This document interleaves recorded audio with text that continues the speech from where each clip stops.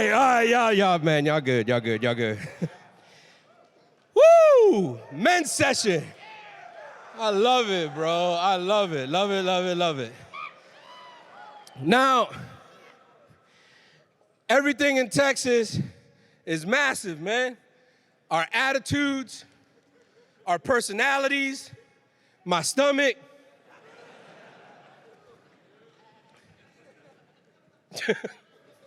There's always that one guy. He goes, hey. Okay. I'm going to read something to you guys, and then we're going to get right into it. This is coming from the Gospel of Matthew. And to give you an idea, we just celebrated the nativity of John the Baptist. This is a dude who was preparing the way. Like we heard from Father John, this was Jesus' cousin and his boy, and he's preparing the way, announcing that, like, there's somebody coming. There's somebody here that's going to be greater than anything, right? So then Jesus makes his way to his cousin, and he wants to get baptized. And John is like, nah, bro, I shouldn't be baptizing you. You should be baptizing me. And Jesus is like, yo, this has to happen, my dude. Like, this has to happen. And John, in his obedience, baptizes Jesus, and this is what happens. After Jesus was baptized, he came up from the water, and behold, the heavens were opened for him. He saw the Spirit of God descending like a dove and coming upon him, and a voice came from the heavens saying, "This is my beloved Son, with whom I am well pleased." We're going to stop there. I'm not going to teach anything. Just remember that God's words are, "This is my beloved Son, in whom I am well pleased." My name is Oscar Rivera, or Oscar Antonio Rivera de la Vázquez Jr. That's what my mom called me when she's about to hit me with a chancla. Some of you are laughing with trauma tears. I know. Amen. That's not what you said. I'm just kidding. I grew up in a household. I had 2 older brothers. I had 4 sisters, right? Like, I grew up always trying to be that dude. I always wanted to be that dude. I never really thought that I was good for much of, like, anything because they were good at everything. And because I believed that I wasn't really good at things, like, I never wanted to do good things. Like, when I was in youth group, we always did skits. And when we did skits, I always played the role of the devil because I kind of looked like him a little bit with the beard and the hair, and I'm always rocking red, right? And I would walk in, I'm like, "Hey, what's up, Holmes?" I'm like, "Evil, bro." And people are like, "Oh, the devil." And I played the devil in every skit. And one day, my youth group leader was like, "Hey, Oscar, I think I'm going to switch it up, and I'm going to have you play Jesus." And I'm like, "I can't play Jesus. I've always played the devil." And she's like, "No, but I think I need you to play Jesus." And I cut her off. I'm like, "How many pictures of Jesus are short, fat, and Puerto Rican?" Because I don't see any that look short, fat, and Puerto Rican. Every Jesus I see is tall, light, and handsome. Like, I can't be. Like, don't disrespect Jesus making him short and chubby like that, right? She's like, "Listen, why don't you think that you can be Jesus?" And I literally, in my frustration, be like, "Because I'm not good enough. I can't play Jesus." And she left me with words that stunned me. She goes, "I ain't asking you to play Jesus. I'm asking you to be Jesus." We'll pause right there. We'll come back to that. Me and wanting to be so hard and impress my family members, like, I always, like, was the kid that wanted to be tough. So when I was in school, I would fight older kids, right? Like, I would be in 2nd grade looking at 5th graders being like, "What up, bro? What up, bro? When I'm done peeing my pants, you and me, we gonna fight." I've always tried to be, like, rough and tough, right? But I wasn't rough and tough. I wasn't like this dude that was all about like, I was the de-escalator. I wasn't all about like bringing it. If I had to defend myself, I'd bring it, but I wasn't like this thug, this goon. I was nothing like that. I just kind of like lived in the inner city and I knew how to survive and do my thing, right? Well, my dad thought it would be a good idea if he get me to do Boy Scouts. How many Boy Scouts in there? In here? A bunch of you? That's awesome. So if I sprain my ankle, y'all know what to do, right? Nah, y'all ain't look no confident. There's like 5 Boy Scouts in this crew. I joined the Boy Scouts because my dad said join the Boy Scouts, and our Boy Scout crew was like the most ragtag group of kids from the street that you ever met, bro. It was like these Puerto Ricans, these Dominicans, like we were real hood. And we treated the Boy Scouts like we would treat everything else. It was a gang. Troop 413 wasn't Troop 413. We were like, de la calle 413. And like everything we did, yo, if we rocked a uniform, right, we'd rock it, but with like this fashion, like it was like really hood fashion. We had the little thing, I don't even know what they called, the little handkerchiefs, whatever, and we put like a little bead on it. We'd be like, yeah, we rep, bro. We rep 413. And our scout leader was a state trooper. Like he was a tough Marine that's a state trooper in our state, right? So he would treat us like he would treat any military personnel, man. He'd do the whole military check on the uniform and the whole nine. Well, he taught us a lot of things about discipline, and then he took us to our first Boy Scout event. It was the biggest mistake of his life. Because we were good when we were together, but when we were with other people, it wasn't so good.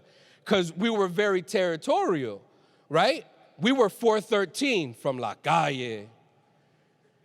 And here we are, and we're doing this race. It was called the Klondike race, right? And we were running down the trail, and my boy tripped, and he sprained his ankle, right? You know how they say, like, a Boy Scout's always prepared? Well, de la calle 413, we were not, right? Like, homeboy twisted his ankle, and he went down. He's like, bro, I'm down. It's like he got shot or something. You know what I mean? And we're like, yo, Juan, just get up, bro. Stop being a punk, bro. Get up. He's like, I can't. Look, it's getting big. And his ankle just swelling up, bro, like my stomach and my face, right? Just getting big. And we're like, bro, just use the other leg, bro. We can't let these dudes beat us, man. We de la calle. And then another troop came over, Troop 13. They were from Naugatuck, Connecticut. They came over and they're like, team, halt. We got this. Somebody go get the ace bandage. And like they started wrapping up my boy's ankle, and we're like, yo, what you doing, bro? They don't be touching my boy. Like we surrounded and we got really mad about it, man. To a point that at nighttime, we invaded their camp. We just could not let it go. Now, anybody here from like the hood? No, you don't want to identify yourself because you're afraid the cops are looking? That's okay. Where we at? All right, so you guys are going to understand the next statement I'm going to make. We couldn't let people punk us like that, bro.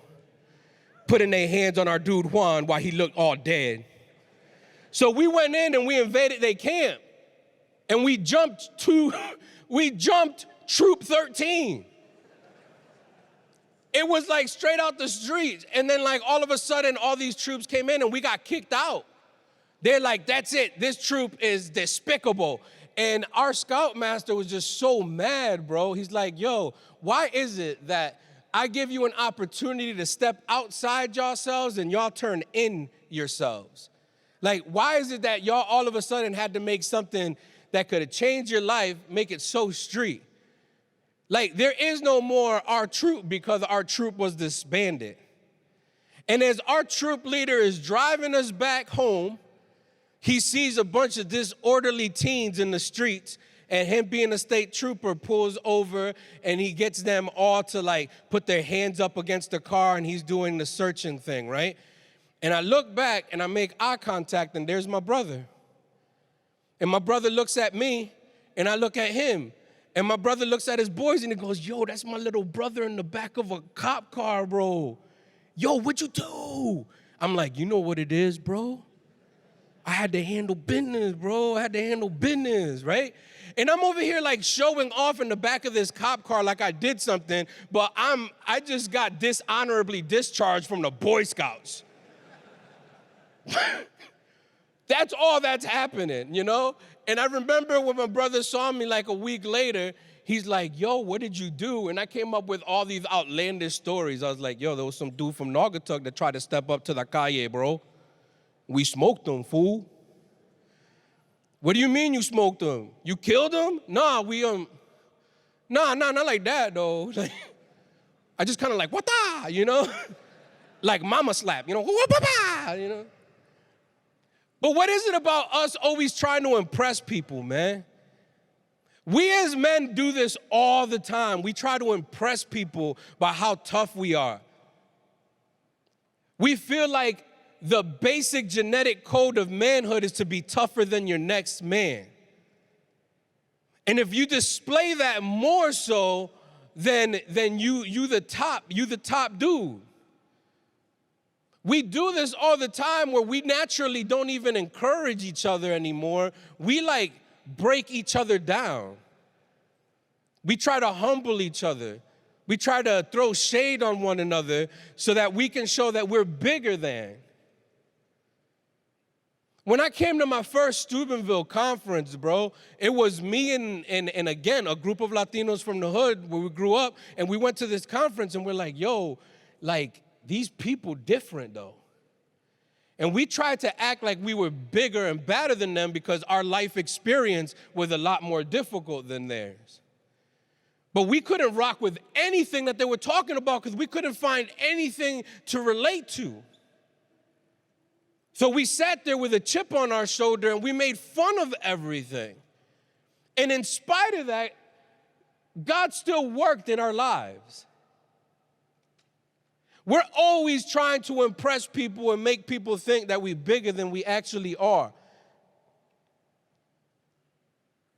We hide behind all of these things so that we can show the world that we're actually tough men. Now, listen. We're genetically different than our sisters. Do we agree? They smell good, we smell bad. But we are different than what they are. And there's part of us that naturally just wants to be tough because we are natural defenders. We are natural protectors. We are natural hunters, gatherers. Like, this is what we do. Like, this is who we are. But it's when we make that our sole identity is when things just really start to get out of sync, real whack, man.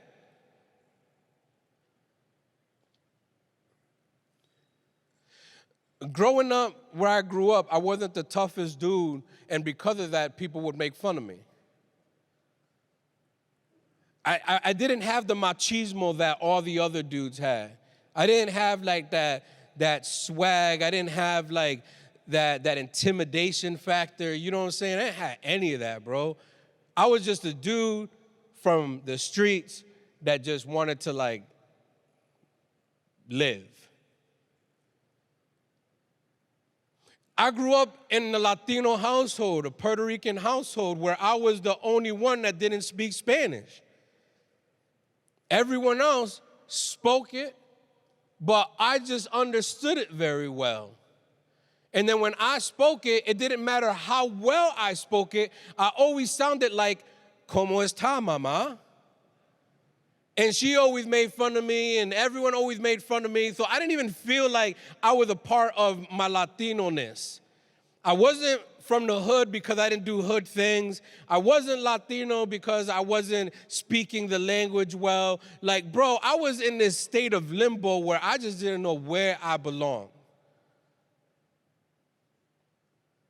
And men, we are in a state of limbo today, where a lot of us don't know where we belong in this world that's so tipsy-turvy, so confused, and so angry.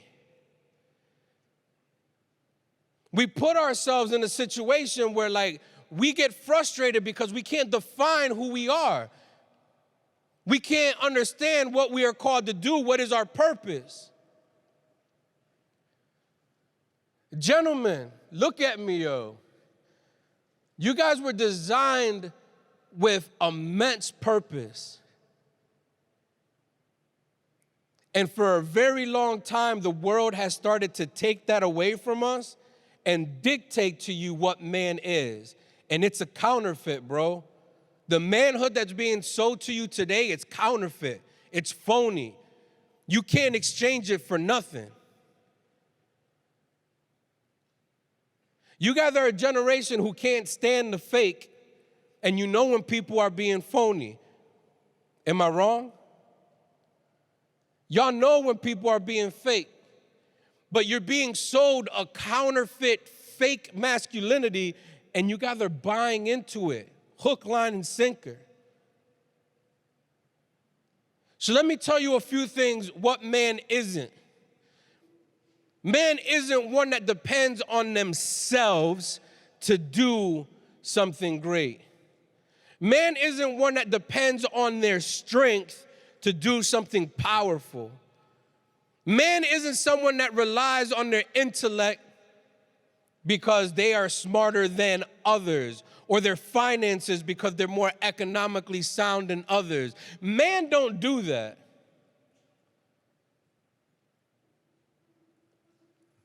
What man is one that draws their strength from someone greater and utilizes that as the source of their strength.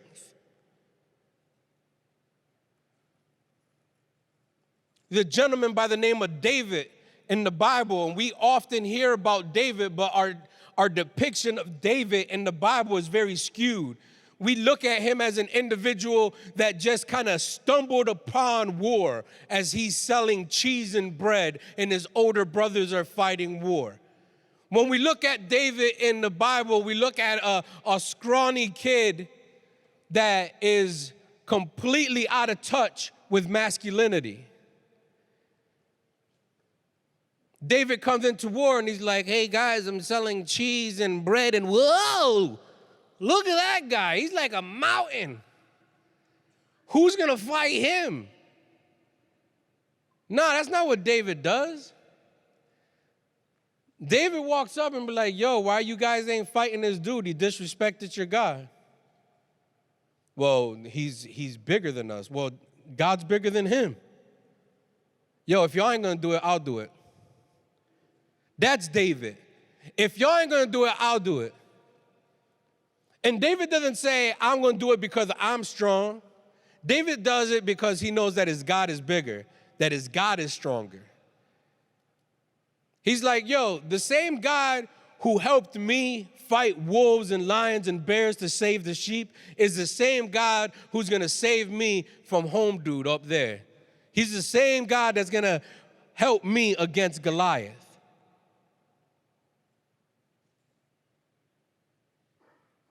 Yo, when are y'all gonna start to like realize that that God that David relied on is your God too?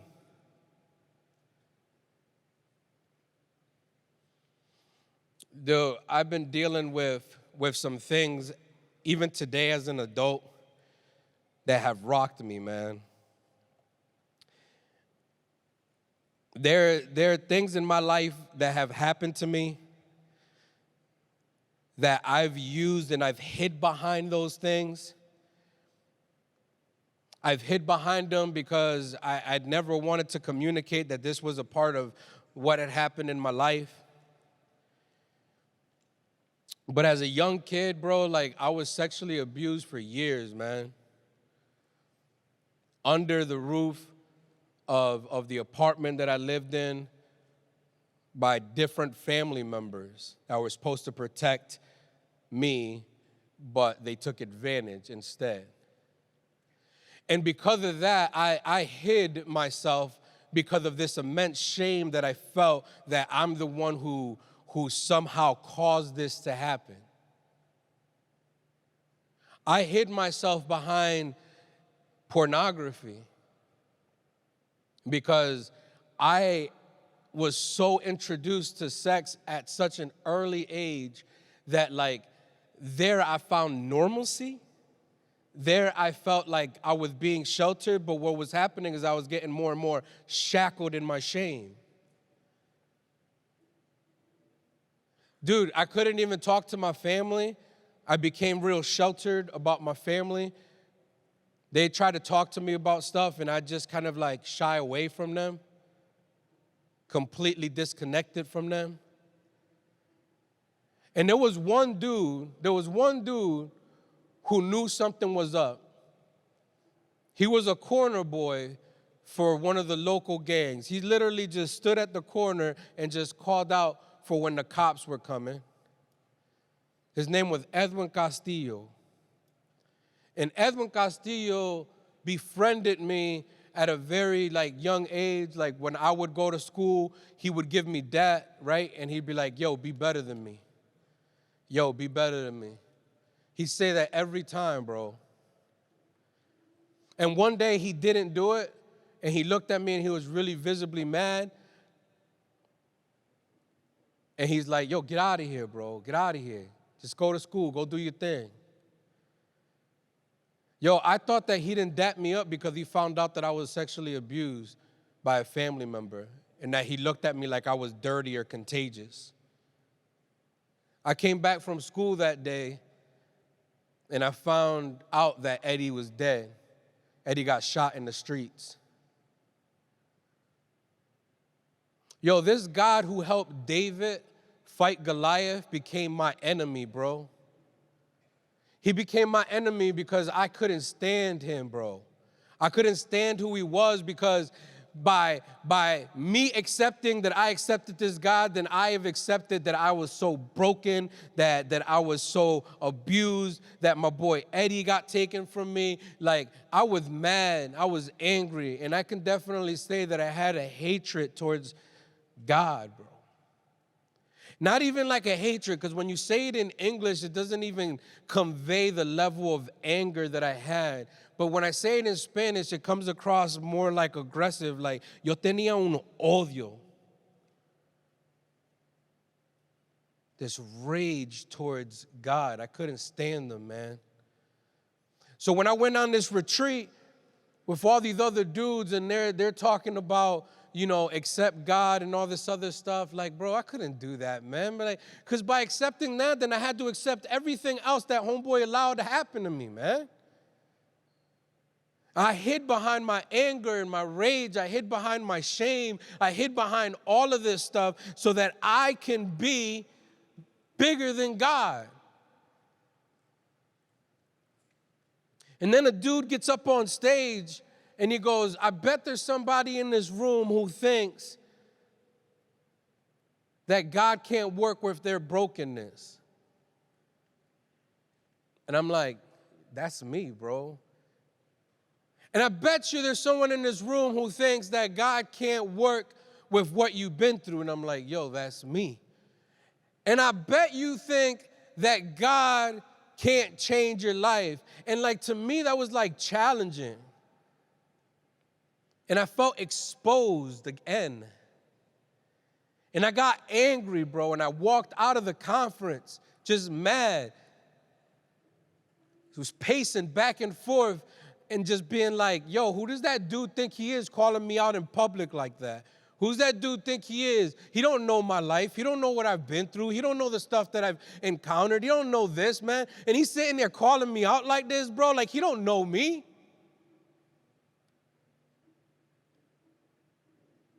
My boy talked me down, and we ended up coming back in. And then this dude continued, and he's like, I bet there's somebody in this room who doesn't think that God is more powerful than his pain. Then it hit me. And I started to make my way towards God, bro.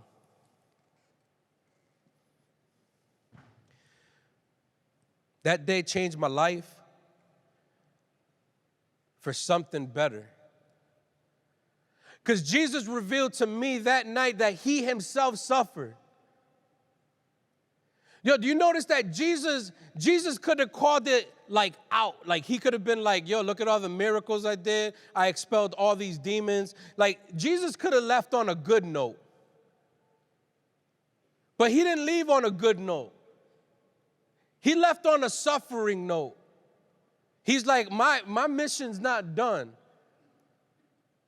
Because these miracles in which I brought life into people, I need to bring to all people. And the only way to bring it to all people is for me to put my life on the line. See, true masculinity doesn't look at themselves as, how do I become famous? How do I become the one that everyone looks to? No, true masculinity says, how do I use my strength and my ability for the betterment of the next man?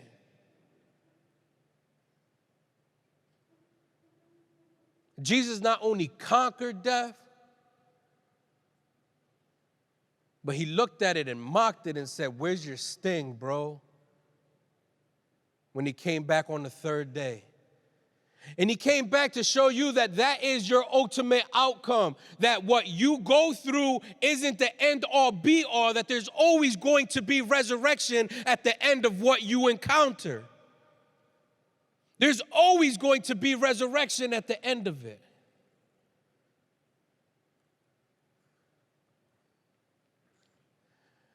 Gentlemen, I want you to always know this, that you are not alone, man.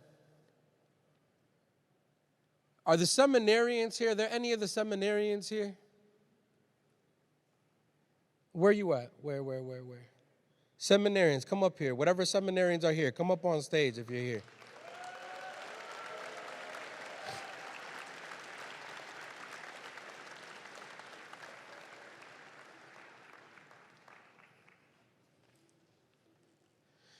These gentlemen have said yes to a call in a very unpopular time, bro.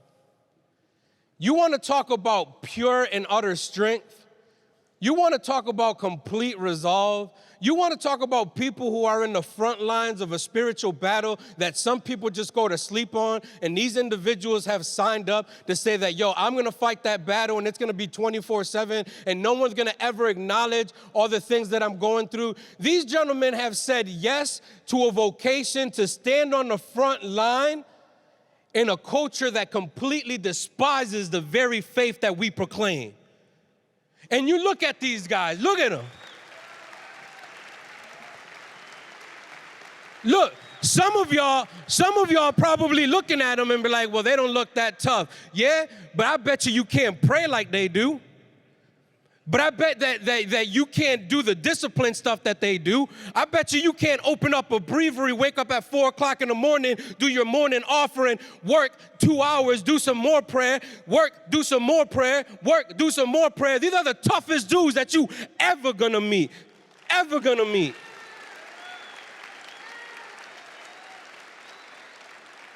Yo, and I'm telling you right now, if no one ever does, because when you start walking into parish life, man, parish life is going to consume the very human that you are, because it is all-consuming. Just like a man who says, I'm going to take care of a family, their family becomes all-consuming. And sometimes they ain't even going to look at you and say, thank you for what you do. But I'm saying thank you right now. Remember this, that your yes is going to change the face of this world. Thank you, gentlemen, very much. Go ahead and head it out. Thank you so much.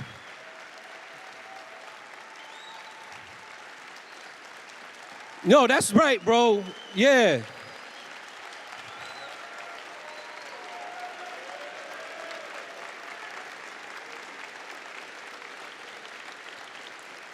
How many of my fellow priests are here? My priests, where my priest at? If you're here, go ahead and stand up. If my priests are here, where are you at? There we are. Gentlemen, if you're here, just come up here. Come up on stage, please.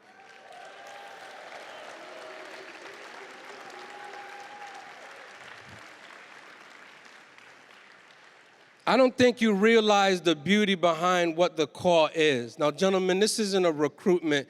thing that I'm doing. This is an acknowledgement of seeing masculinity in its truest form. These gentlemen have not only said yes to a sacrament of service, but they've said yes to literally combating the very evils that like see them in their face every single time. They become a very spiritual father to a place that's very fatherless.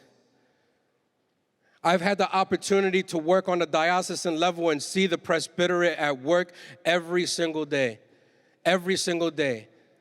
They're not only working to keep their house open and alive, but they're working to change the lives of the individuals who walk into their home. When I think about what I do in my domestic church, I model what they're doing in the universal church. When they sit there in front of the altar and they display the way that they pray, we ought to mimic what they do because they are leading us to something greater. And guess what? Most of the men up here have given a lot to be up here and serve the parishes and the communities that they belong to. But the world is too busy throwing shade at them and saying, yeah, but some of your fallen brothers did X, Y, and Z. These aren't the fallen brothers. These are the brothers who are standing tall in defense of the atrocities of this world. So on behalf of me and everyone that I've ever worked with, thank you, fathers. Seriously, thank you very much.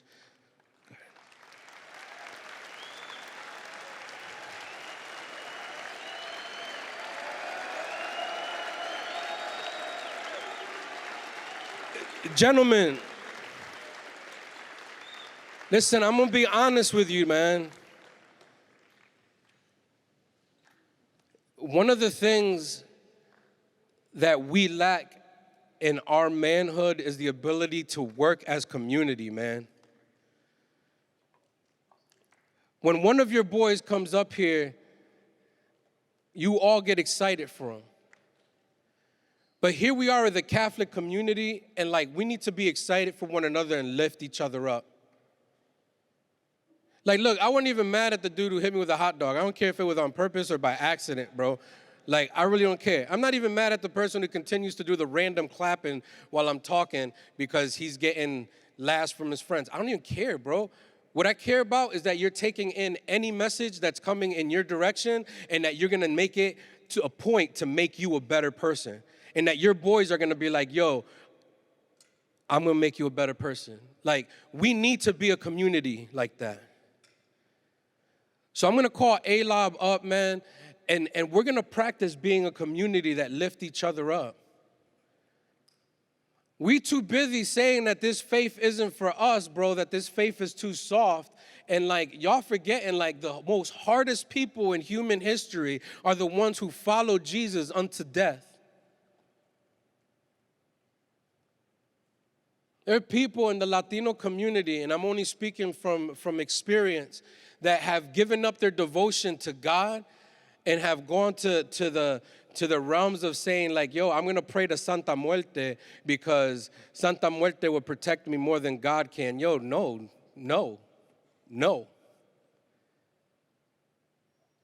Yo, Santa Muerte is hot garbage. My God is bigger than anything out there. My God is bigger than anything out there.